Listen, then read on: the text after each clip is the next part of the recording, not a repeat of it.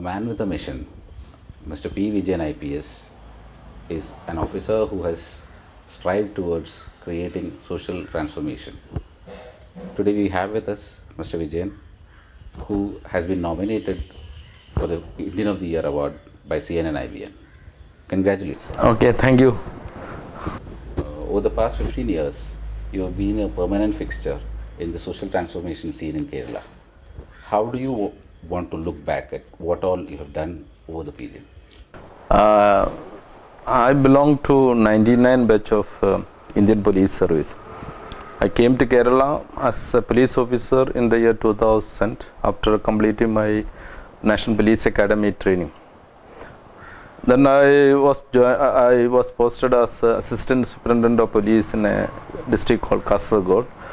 And then after, I was City Police Commissioners in 4 cities of Kerala, that's Cochin, Calicut, Trichur and Trivandrum. Then I worked as Superintendent of Police of various districts also. I was doing my research in economics prior to joining this Indian Police Service. And moreover, I belong to a rural background. I was interacting with the common man. I was living with them, and to some extent I was working with them. And also when I work with police, I was looking at that is the possibilities of government reaching to the people and solving their problems. Whatever opportunity I got, I made use of it to solve their problem, to find out solutions to the problems of our people, and to improve our existing system also. And it is when I mention about it, is we as a team, we worked for that one. I think that some of them has yielded a very good result. Some of them are in an infant stage. We are trying to pick it up again. So I am very happy that I could work in Kerala Police, and I am being part of Kerala government and being part of Kerala society. So I think that Kerala society is very accommodative in that way, making any change, bringing any change in the society. You are an officer who has brought the policeman into the midst of the general public.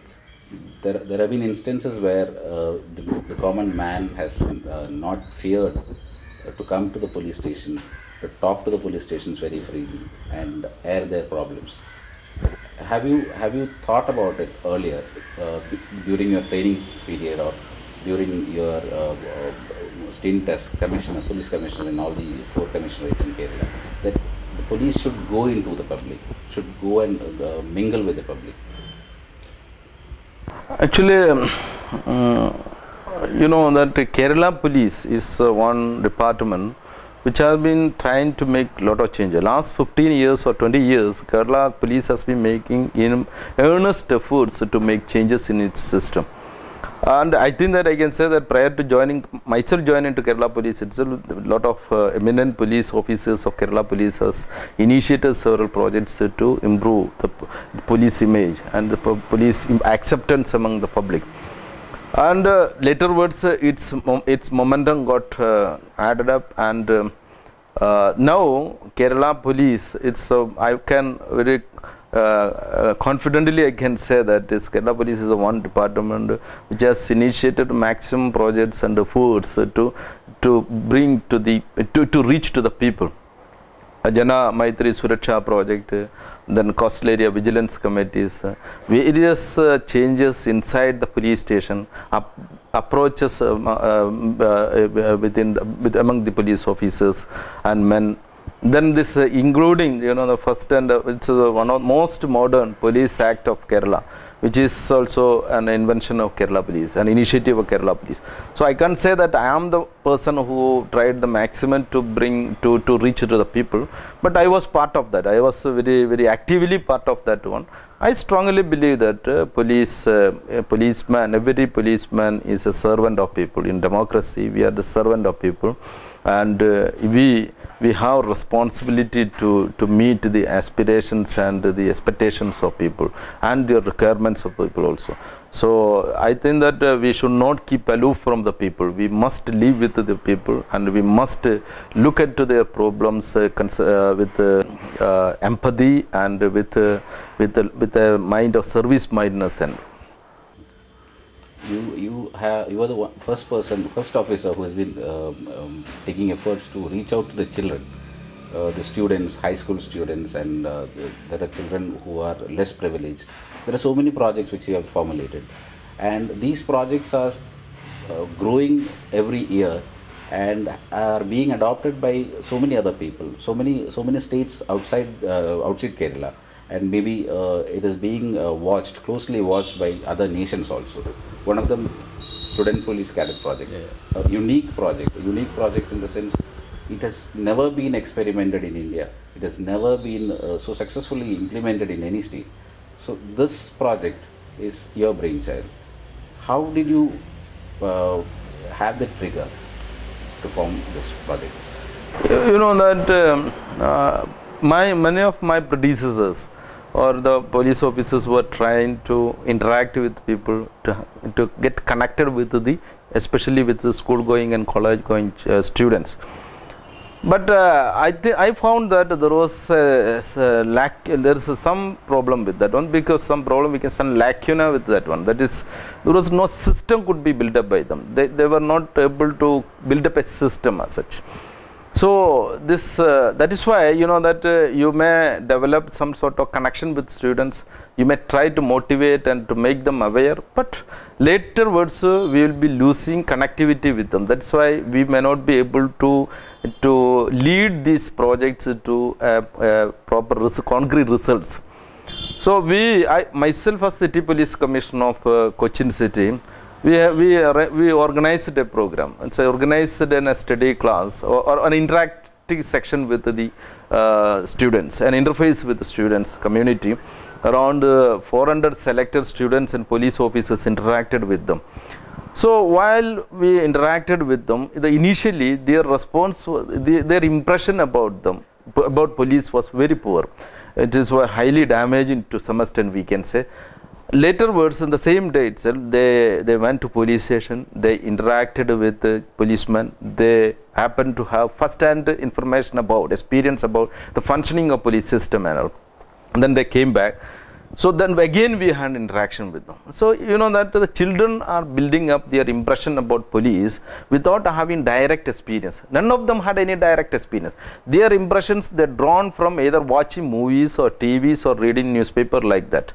They never ever had any direct experience. Then why they could develop such an impression, wrong impression about police? It is that is something we must get it corrected. That is something we must change. So the children, after we had an interaction with, once they visited the police station and interacted with the police functions and all, their perception was different, their attitude was different. So then after, the children, the participants of that program themselves said that we must have a permanent system for a police and students direct interaction. There is a system, NCC, national NCC, that you know, that is it is the second line of armed forces. But there is, but you know, the internal security is a very important issue, and police is playing a very important role in a democratic society. So we have a large force. Every nook and corner of this country comes under the network of or a jurisdiction of a police station. So we must have engagement. We must develop engagement with children. So that idea came up from that is we must have a platform to have a permanent interaction with the student community, children. So it took 2 years for us to conceive a concrete idea. About this, what should be like, how it should be like. So then after 2 years of research and discussions and all, I came to the idea that is a student police cadet format we developed. I presented this concept and a proposal before the then Honorable Home Minister Sri Kodiyari Balakrishnan, then to our Director General of Police Sri Jacob Banu. They suggested me that is you first get it implemented on an experimental basis on 1 or 2 schools. By that time I was got changed into different districts. There we approached a school community. They readily agreed to implement this project on a pilot basis. Then extended to another 2-3 schools. The result was amazing actually. Actually society was waiting for such an platform, for an initiative. So the result was amazing among the children, among the student, teachers community, among the parents community, and the society as a whole. So later words, this program, when there was this arts festival of Kerala, school children, is considered to be one of the largest gathering of Asia, adolescents gathering, and nearly 10 lakhs adolescents used to gather there. This function was it was held in every year. It was held, and it was organized at Calicut in 2010. And this program was entirely managed by the selected student police cadet. Then only we understood the power of children, power of students, and when they are given a responsibility, their ability to make a change. So then government took it very seriously. Government asked for a detailed project for this one. I presented a project. I made a presentation before the Honorable Home Minister and Education Minister was present. Chief Secretary was present, DGP and all. So then they constituted a committee under the chairmanship of Additional Chief Secretary Sri K. Jayakumar and myself and DGP as members. We looked into this proposal and presented before government a detailed project. Government in principle accepted this proposal, the cabinet approved, and it was decided to implement in 100 schools initially. Then this again the Honorable Home Minister convened a meeting in presence of Education Minister to develop implementation strategy. So then I was nominated as the state nodal officer of this project, and we have prepared a detailed hierarchy, detailed framework and methodology, and everything was prepared. And a state level advisory committee was constituted under the chairmanship of State Police Chief and the Education Secretary as the member. So then it was started getting implemented in each school, and initially government did not allot much money. Laterwards government found out budgetary provision for the Student Police Cadet Project. Then now it is being implemented in 420 schools. We are here right now. 32,000 students are getting trained in this year alone. So and moreover, we never gone for any type of publicity, and we were focusing on fine-tuning this project, developing it in a better manner, make it more meaningful and all. But meanwhile, this project was presented. My DGP presented this project in the National Police Science Congress at Dehradun, held in 2010. National Police Science Congress recommended implementation of this project all over the state, all over the nation. And meanwhile, other states all came to know about this project. The first a team from Rajasthan visited Kerala. They decided to implement the project and started implementing. And then Gujarat, then Haryana, another additional DGP and team visited Kerala and studied and started implementing this project in their state. Laterwards, Mr. Hasmukh Patel, IGP of Gujarat, I think the Surat range, visited with a team and decided to implement in Gujarat. I was told that they have an intention to implement these projects in all schools in Gujarat, and they have earmarked a sufficiently good amount for this project also, for implementation of this project. Karnataka, I made a presentation to as per direction of the Honorable Chief Minister of Kerala. I made a presentation to the Honorable Home Minister of Karnataka once, and this project is being implemented there also. Several other states are also, I made a presentation to the Honorable Chief Minister of Pondicherry. They had decided to implement this project. Uttarakhand DIG visited Kerala to study this project, and I think that they will be implementing this project very soon. So now Bureau of Police Research and Development also, BPRND also has recommended these projects throughout the state. I think this project is getting slowly getting implemented by other states. Still, I have concern. I think that we must have a central coordinating agency. It should not be just in form. This project will be implemented in other states and all.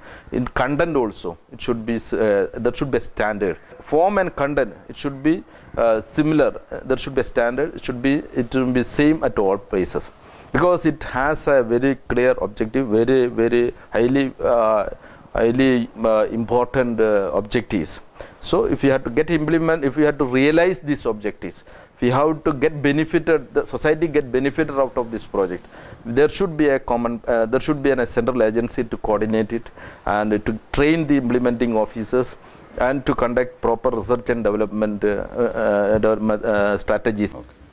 The potential of the SPC project is already accepted and acknowledged now. And when you are leading the project, you and your team of officers, the trainers, the parents also are coming in with support. So do you see more schools in Kerala, more private run institutions in Kerala, and maybe outside Kerala also showing interest into this project, and the government of India and the government of Kerala and the other state governments going forward and accepting such a proposal, so that all students, irrespective of government schools or private run institutions, can undergo training? This is the project is in fact not just teaching, it's like mentoring. Yeah. It's mentor. You have been the chief mentor. The students see you as not a police officer. They see you as a mentor, a teacher, a guru in fact. So such a project should be covering all states of India and all the institutions of India. Maybe it can spread to the colleges also. So do you have any proposal on those lines? It is aiming at transforming the behavior and attitude of our youngsters, and to develop them as responsible and capable citizens of democratic India, suitable to be in 21st century. 21st century, globalized 21st century, you know. So responsible means, you know, responsible to themselves, responsible to their own parents, community, to their own nation and nature. So, and they should be capable, they should be able to bring out the best in that person. So our idea is to build up such a youth community. So I think that this project, we must get it implemented across the nation, in all schools. There are a lot of demands in Kerala. Almost all schools in Kerala has made a request for the implementation of project in state. And since we have this resource limitation, we are limiting to these numbers right now, the present number right now. But I think that India has a great advantage right now. That is, India is the demographically. India is having a large volume of youth in the world. If we harness them properly, if them build capability in them, if we build up right attitude in them, they will be the most valuable assets which we can have. Compared to any other assets, this will be the most valuable assets. World will be actually a global, in coming years, India will be known by Indians across the world. So if we have to realize this opportunity, we have to realize these possibilities, we must have a capable, responsible Indians, responsible youth. So, and with the right attitude. I am sure that if we can implement these projects meticulously, and if we can have further development on this project, if we build up this project, then our youth will be one of the best, capable, rightly motivated, well-meaning youth in the world. So for that particular purpose, we have to extend such projects in all schools in India initially, then to all students, all youngsters in India. At least all the children who are studying at the 8th standard must be enrolled into this project in coming years. Then we can definitely have a better India in coming years. At least by 2020, if we can implement this project in all schools in India, and 2025, if we can ensure that all the children passing out of their schools has gone through such a training, such children will be different in their approach, different in their attitude, different in their concept of nation and their faith in their own capability and all. You always said this is about discovering the policeman in every student. Yeah. When you say that, how do you define that, the policeman in every student?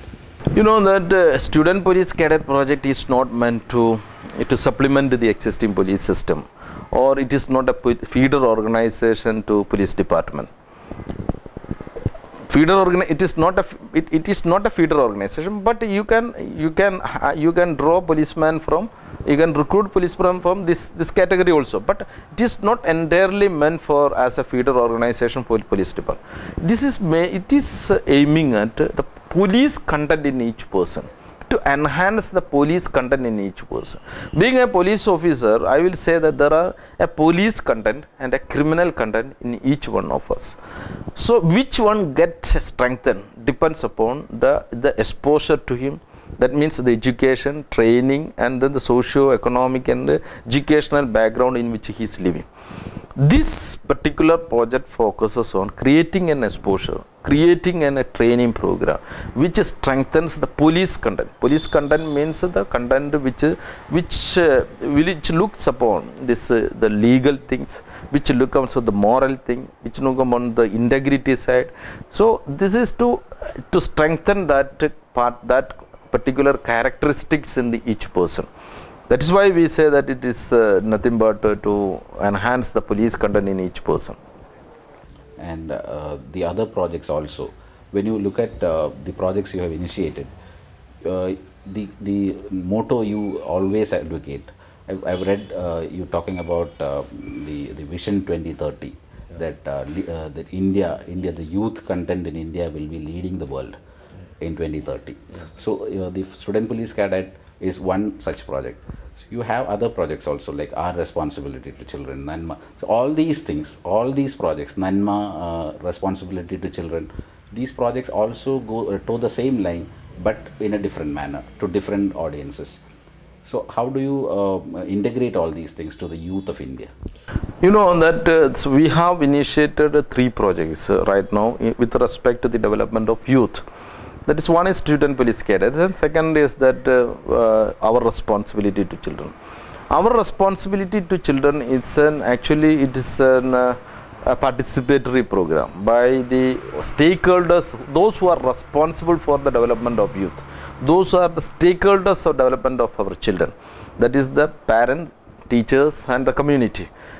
You know that according to some studies, 15% of our children are problem children. That is, some studies talks about that. And there is no concrete statistics. You know that the police station or state crime record data or national crime record data, I think that is not, it doesn't represent the true volume of crime being committed by children. But it is, you know, that there is an increasing tendency among the children for a deviant behavior. Deviant behavior in the sense that there is increasing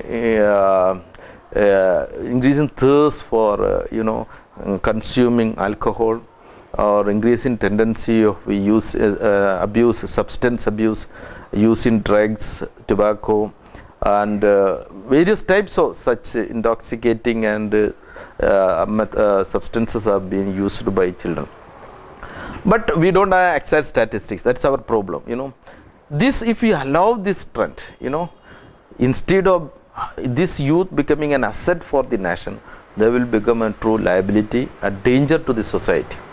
So here we have conventionally we are looking at this problem. If a person commit crime, even if it is a child, we will isolate him into a juvenile home. What will happen in a juvenile home? Juvenile home is a team who are the inmates of juvenile home, the same persons. So such isolation definitely will get hardened the criminal content in that child. So instead of correcting him, what will happen, that it will get hardened his criminal content. So we consider that this is not a right way to deal with children who are in conflict with the law, juvenile in conflict with the law, and children who have been deviated from the mainstream. So we have developed a concept called this our responsibility to children. That is not actually, we are not interfering with any present legal system. We are not questioning anything. We are not questioning any Juvenile Justice Act of India, or we are not present any of the act or laws. We are not questioning and its efficacy. We are within that frame, within that overall framework. We are developing an alternative system. We are developed an order. That is, the first thing is that to take measures, to suggest measures, to take measures to prevent further deviation among the children. Second thing, to rehabilitate the already deviated children through mentoring, one-to-one mentoring method. So this, for that particular purpose, we have it was initiated in 2010 at Calicut, and we have a large pool of mentors. Those voluntarily came out of this from the society. They are one-to-one, they are mentoring the children. They are actually motivating, coaching, guiding them to and helping them to come out of that trauma, to come out of such bad tendencies. It has been found very huge success. Laterwards, when I was shifted to as Trichur Commissioner, we extended this project to Trichur. There also it yielded a very good result. So then this government of Kerala, under especially this Social Justice Department of Kerala, took up this project. They owned up this project, and now it has been decided, this project being implemented throughout the state under the leadership of State Social Justice Department. And it has decided that to integrate with this Integrated Child Protection Program, that is ICPS. And they have decided to set up our responsibility centers in all districts. So I think that in coming years, means without much delay, this project will become a reality, and the society will get benefited out of it. And already a lot of persons, scholars have started coming to Kerala to study about this project. One Dr. M.K.H. Mursa, he is a leading psychiatrist, a child psychiatrist in King's School of Oxford University. He used to spend hours and days here to study about this project. He used to tell that it is a project, it's a concept which East can give to the West, because this problem is widespread across the world. It is not something unique to Kerala or something unique to India. This adolescent deviant behavior, it's a common problem for all of us, all over the world. We must have an alternative system. I think that this is one of the viable alternative mechanism, and making those who are making others, the stakeholders, more responsible towards our children. That is what the content of this project. NANMA also is. NANMA, basically it was started in 2010. This it is basically not an NGO as such. It's a loosely organized thing, but it is more of an NGO content actually. And I am actually only an advisor or a motivated to that project, I can say. The office managers and the otherwise the leaders are, we have a very good team there. They are very so responsible people in society. And this project, that it is, this is also based on a concept. Two things are there. One thing that, there are a lot of needy people in society, those who deserve assistance from others. And there are at least a few people, they can assist others. They have capability to assist. Or when we think in an elaborate manner, more wider perspective, we can say all of us can assist others also. You can receive also, you can assist also. So this is a meeting point. It's a link. NANMA is a link between these two categories of people. Initially, this project, this concept, this particular project, adopted a particular colony, means the slum, a separate slum. That the very peculiarity of this slum was that it is highly crime prone. Average adult member had at least 6 cases against him, and such around 3,000 people were staying in that slum. That was the breeding center of criminals for Kochi city. So this we were trying for an alternative mechanism. We were always booking cases, charging them, putting them behind bar and all. But if it was found it was not so successful, so we thought of an alternative system. We used to visit these colonies. We constituted a committee out of the slum mates themselves, and then we designed strategies. One, that is the hardened criminal, we strengthened prosecution against them, and they were given they were brought before the court, and awarded punishment also, means they prosecuted properly. The women category, they were victims of all these crimes and all, and criminals also. Then we prepared a separate program for them, empowerment of this and enabling them to be a better citizen and all. Best thing that we have done was that is we drawn out the children separately. We organized special classes for them to help them to study better, and English classes, then this mathematics, science and all. Good team worked for that one. The result was amazing. That is, now the children from this slum area, at least 30 to 40 children have already completed graduation in engineering. Some of them are working with the prominent IT firms like Infosys, TCS and all. That actually strengthened our commitment and our confidence level also. Later words, we started opening centers of Nanma. Now we have 9 centers. What we are doing here is we are selecting students from government and government aided schools, and students from economically marginalized society, and economically and educationally marginalized society. But among them, the brilliant children, and we are mentoring them.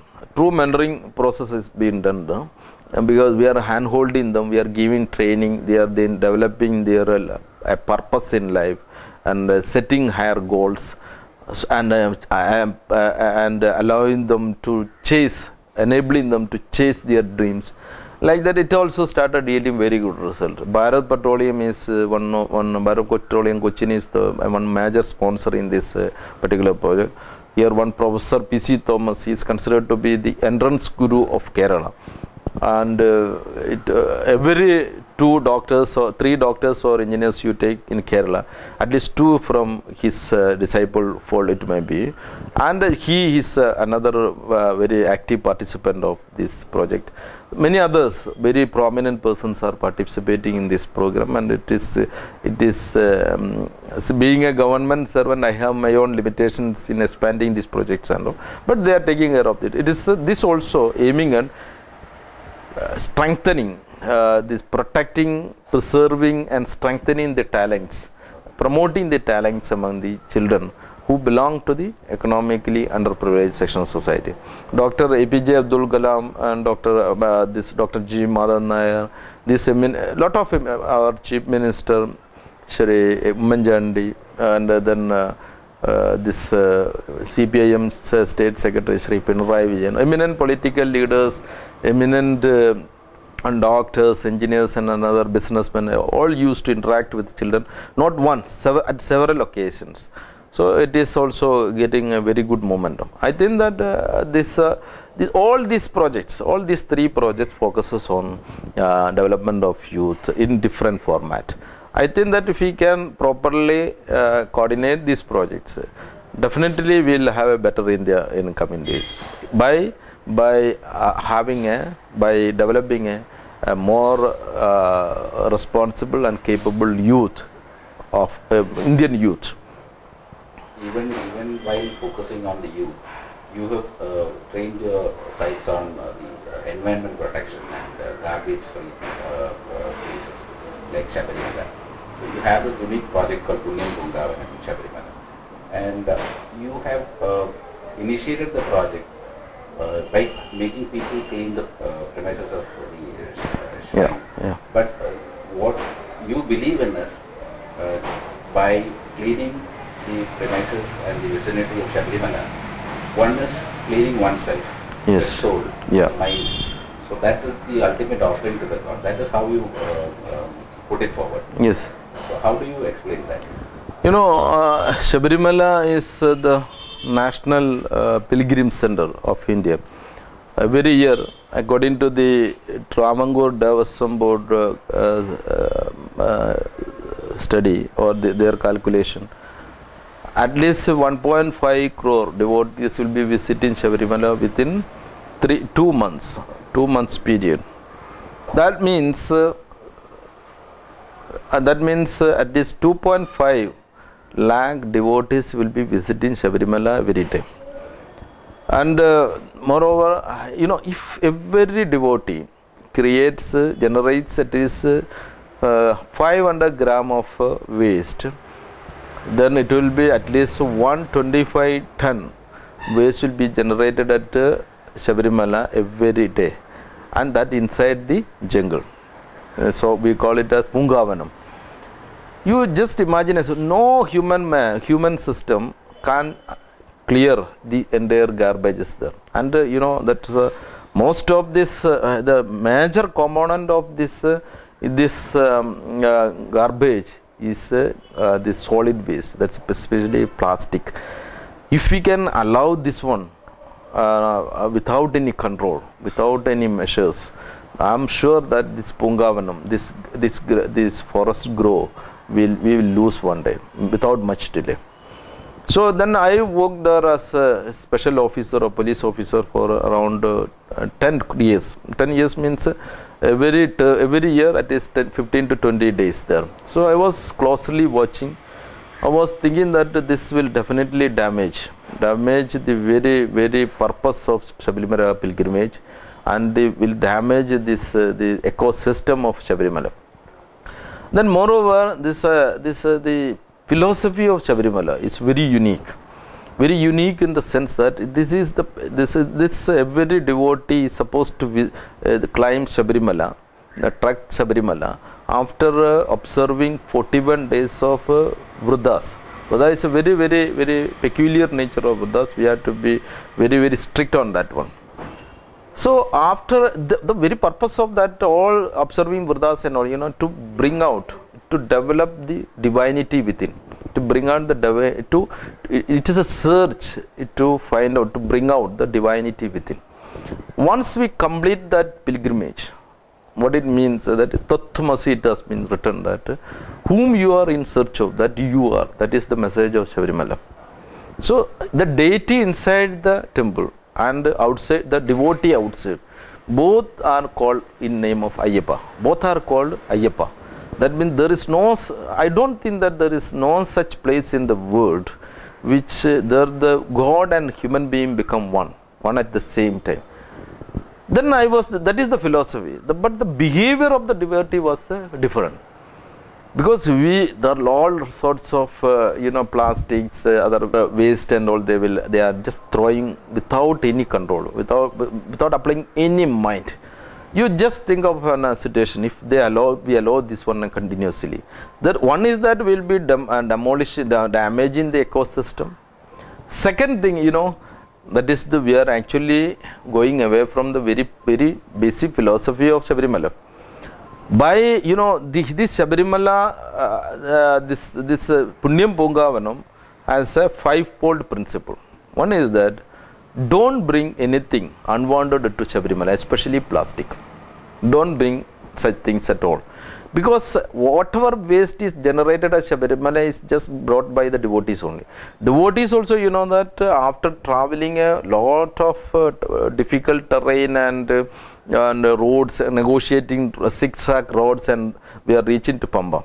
Then we have to trek around 5 kilometers. That's a very strenuous trekking. So why should we take all these unnecessary things to the Shabarimala? Second thing, that encourage then we are developing propagating another principle is that whatever waste is generated by you at Shabarimala, please take it back your home and dispose at your residence.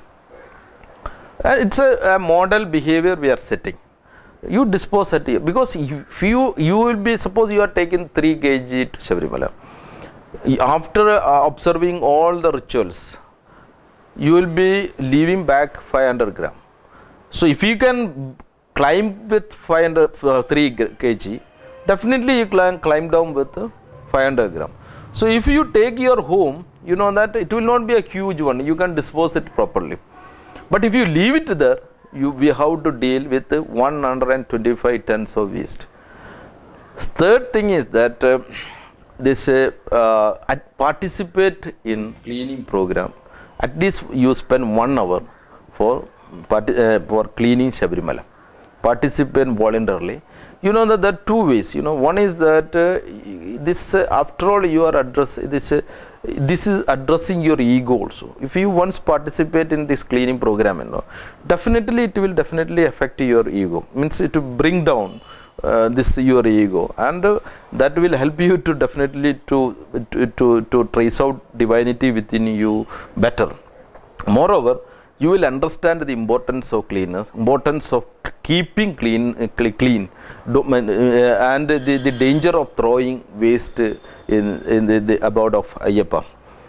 And the fourth one is that, you know, that is Pamba. Pamba river is considered to be a very holy river, as far as it is just like Ganges to others. It is this holy river it is, and holy river we consider that is one dip in Pamba will throw away all your throw away all your the sins or the pabas which you have committed in your life or in your earlier birth also. In such places, what some irresponsible devotees are doing, they are actually removing, throwing their own clothes, and sometimes they are using paste, sometimes they are using soap. Then finally they are getting contaminated like anything. It is inexplicable to explain it actually. So we suggest that let us have a dip, but don't contaminate it by throwing your used clothes or this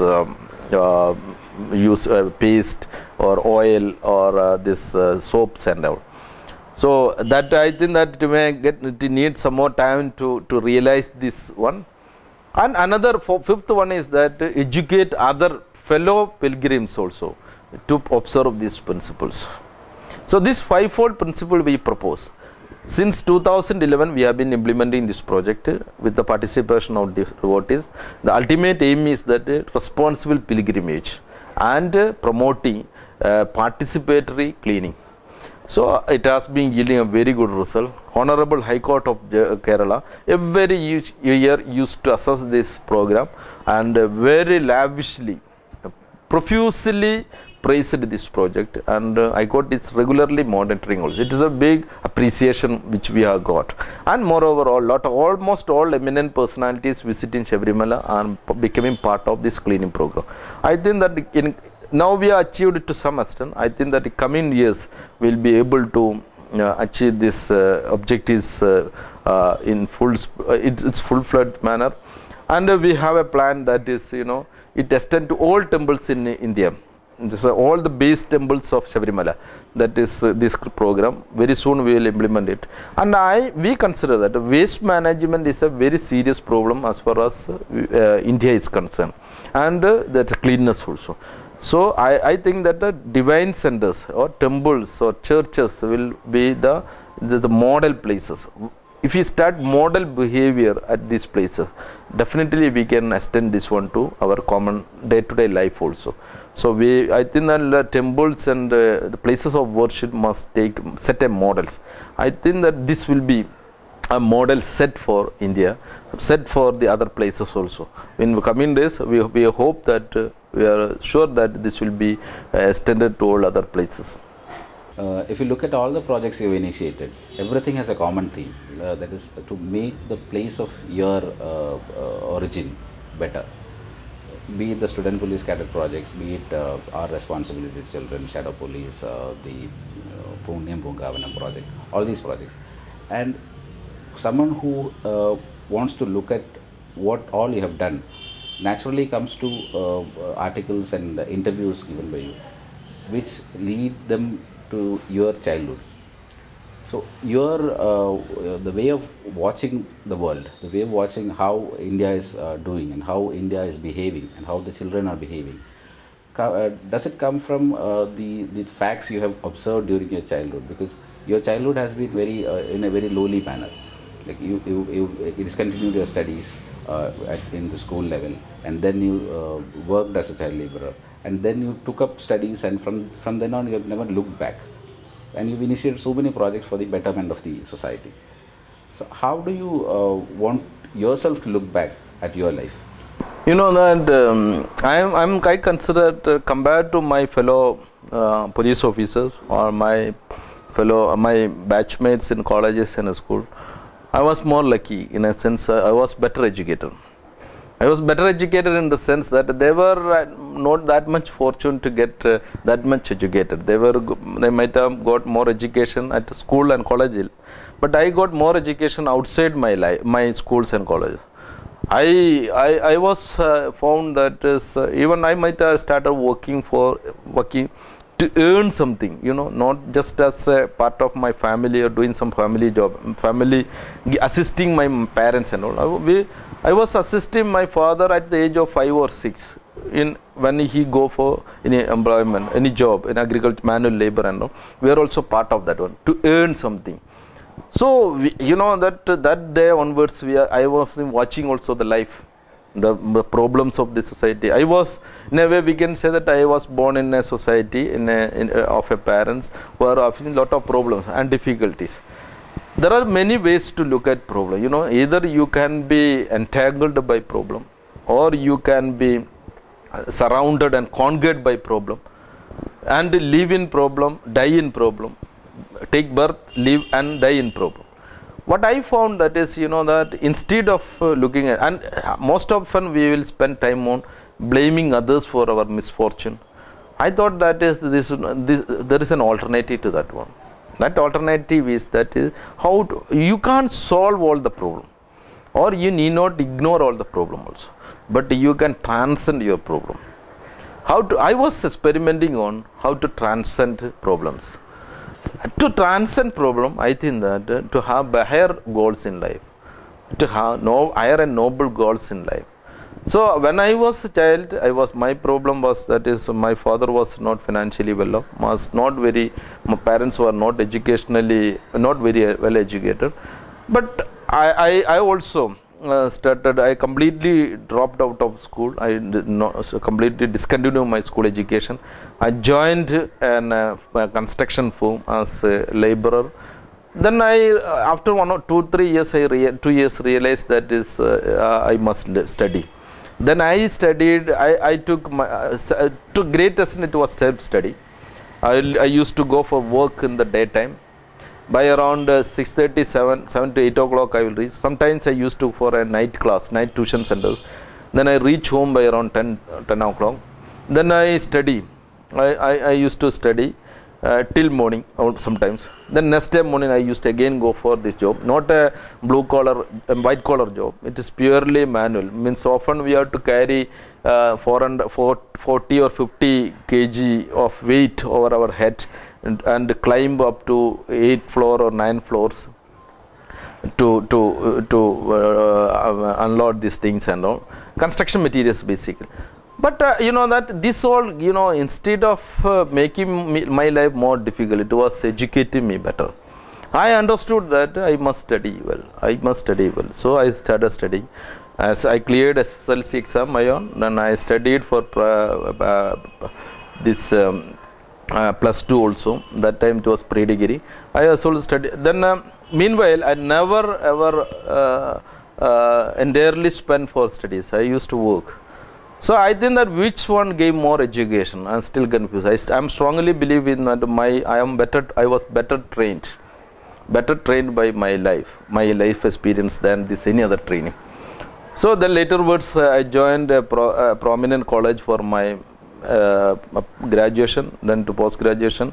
Meanwhile, I qualified this UGC JRF, which was another major icebreak in my life. So I got fellowship. I was doing research in economics. That also I was doing research in economic and rural labor, the survival mechanism of rural labor households.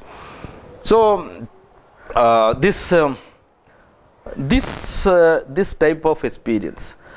Once I entered into IPS also, I know that how the common man lives, and I used to, even now I consider, I belong to that category of Indians of majority. I think that around 80% plus Indians belong to my category. At least P Vijayan belong before 15 years back. If I was not an extraordinary student and I was not born with a silver spoon or gold spoons and all, not with very good facilities, but I could survive, I could transcend my life. I think that this can be done by every Indian. If at least the present day children, they can definitely transcend their problem, because I consider that when I study, if I had to get a book, I had to travel a lot, because no library in and around my place, not even electricity, and no television, and no such facilities at all. Now, if you have internet cafes, if you spend 10 rupees, you will get enough information. A lot of facilities has improved. The present day children are better off. Open source resources are much more than previous years. If we want, and moreover, the present day society, the society had a lot of transformation take place. In the previous years, when we go through the history, those who have land, they matters and matter. Then those who have capital, money, the money matters in society. Now the educated person, capable person matters. If you can build up capability in your life, you will be a person important in society. Many examples we have, many successful persons we have, and so any person can reach to any level through his own effort. That has been proved. So I think that these whole projects focuses on that is to some extent my life learning also has motivated me to initiate such projects. I think that if every Indian, the so-called deprived people, if they awake, India will be awakened. Other people can assist, but nobody can live for others. We have to do our part of work, and then we let us look for others for help. I think that even that help will come. We'll get it. I can't say that where from. Many helping hands has come to me. Definitely, I'm sure that if any person who has that intense desire and willingness to work, definitely will come up. Okay. The present day children are actually looking forward to and learning from what you have said and what you have done, and taking inspiration from what all you have done. So let's hope the wave continues and it takes to the national level and maybe outside India also. Wishing you all the best, sir. Thank you. Thank you, sir.